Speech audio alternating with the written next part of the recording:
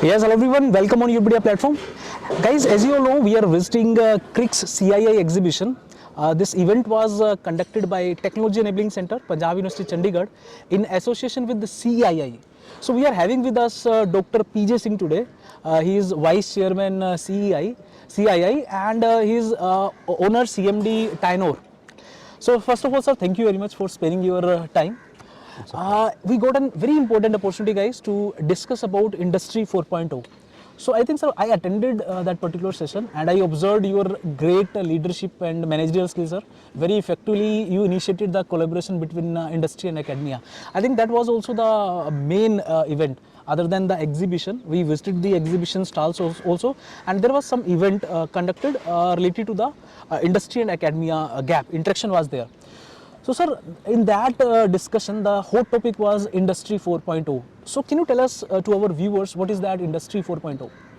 See, first of all, if you talk about this exhibition, so there were so many topics they were being discussed. So one of them was Industry 4.0. Now, Industry 4.0, as you know, as we are progressing, so we are reaching a stage where we want all physical things to be connected to the cyberspace, right? Yes. So which means that in this 4.0, the machines will be connected to the computers and computers will be connected to other computers. Similarly, through this network, all machines within one industry, all computers and the humans will be connected.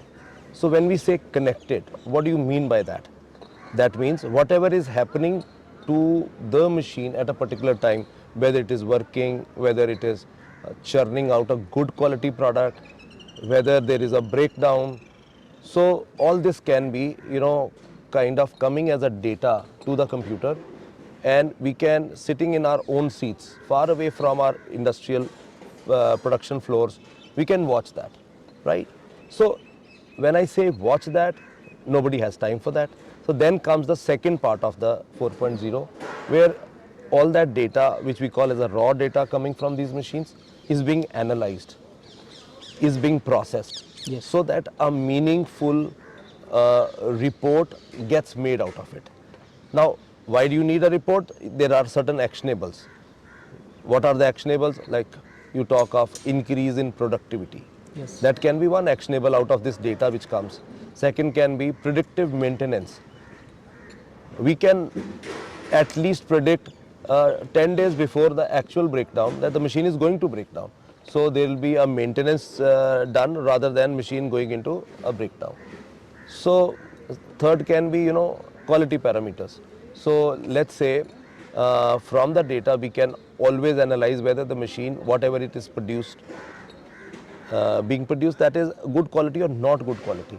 So in this way, there are so many things that you can actually work out from that data. So that's the second part of it. So third is that we don't create the actionables. The humans do not create actionables. We use artificial intelligence, machine learning out of it, that all these actionables are actually planned by the softwares only. So that is what we call as artificial intelligence. So there are various aspects of it. First of all, it's a very vast subject. Yes. Not fully understood by the industry. That is why we have come here to take help from the academia that teach us, implement in our industries, because these guys have the knowledge, and what we want is the application in our industry. Yes. So that industry in this part of the country can actually grow, can actually be more productive, and can compete with the rest of the world.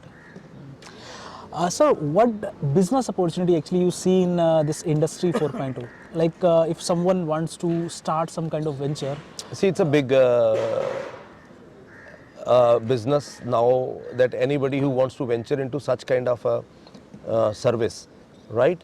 So first of all is that at the moment every industry needs this kind of intervention, and only 0.01% industry, that too large ones, are 4.0 compliant. Yes. So that means 99.99 industries need your help. So there's a lot of business. Great. That's what you can infer from it. Second is that at the moment there is a scope that when any new technology comes, there's a lot of money in that. Maybe tomorrow there will be a lot of competition and the earning gets down. But today, anybody who actually ventures into such a business of providing a complete solution can make a lot of money out of it. Yes. So can you conclude, sir, what action has been taken to implement that Industry 4.0 in this particular Chandigarh cluster? See, it was a very simple thought with which this whole gathering about Industry 4.0 meeting was done. Now, what was that simple thought? We had a great celebrity scientist with us, Professor Vyas from Yes. IIT Kanpur. Yes. And under his leadership, under his mentorship, we have kind of made a team. So there are 4 stakeholders which were required so as to complete the team. Yes. Now we needed somebody who knows everything and who can guide us on all the aspects of Industry 4.0. Yes. So he was invited here, and then you saw that we actually constituted various teams that included the software side, the sensor side, the artificial intelligence side, and the government side who can also be helpful. And also we had industry partners and volunteering that they will be the role models to have the experimentation and initial projects implemented with them. So the purpose was, under his leadership, we will initiate, make some startups who then will be able to implement on the rest of the industry. So the meetings were very, very useful, productive, and there we could actually form the committees, and now we have actually a roadmap which is very clear. So we also have timelines put to it that from 6 months from now, we will at least have a fully functional Industry 4.0 compliant company within us in this part. And thereafter we can have multiple companies which will have this implementation. So this was the outcome of today's meeting. Great. Sir, what I feel, other than the implementation issues related to the Industry 4.0, what I feel, there is a kind of Indian culture. We are very much rigid towards change. What do you feel, how industries will be able to incorporate those kind of changes, how they will come forward to accept those kind of changes? I think industry is very progressive now. Gone are those days when industry was very rigid, right? So anybody who's not accepting the change, yes, will be not existing only. Yes, so yes. Today the existence is dependent on change because the technology is growing at such a tremendous pace. So we have to keep pace with it. Yes. As I That is a need, started sir. my this thing that technology has done a good thing, that it has shrunk the world. World is one big market, right? So that is what the benefit is coming to all of us as consumers. But then that's the challenge also Yes. with the industry Yes. which it has posed. So we all have to change with time and very fast. We no longer we have the privilege and liberty to Yes. just be stagnating at whatever we are doing. So we have to keep pace with the advancements and the changing technologies.